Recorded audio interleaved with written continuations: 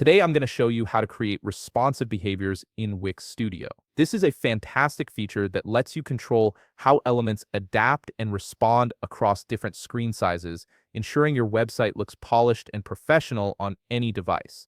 If you want to get started on Wix, you can click on the link in the description down below. First, head over to the Wix website and log in to your Wix account. Once you're logged in and viewing your Wix dashboard, direct your attention to the left navigation menu. Here, you'll see an option labeled Site and Mobile App. Click on it, and a drop-down selection will appear. From this menu, go ahead and click on Website. This will take you to the specific website management area where you can configure various settings.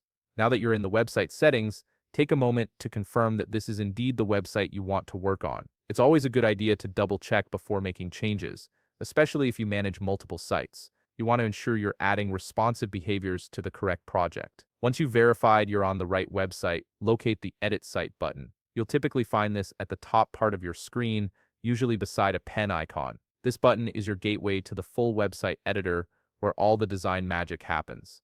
Click on it to proceed. You'll now be directed to the Wix Studio website editor screen. This is where you have complete control over your site's design and layout. From here, locate the element you wish to add a responsive behavior to. This could be an image, a text box, a button, or any other component on your page. Click on the element to select it. You'll know it's selected when you see the selection handles around it. Once your element is selected, look at the top right corner of your screen. You'll notice a less than character icon. Click on this icon to open your element's customization bar. This panel is where all the fine-tuning happens for individual elements. From within this customization bar, locate the responsive behavior drop-down option. This is the feature that controls how your selected element will adapt across different screen sizes and breakpoints.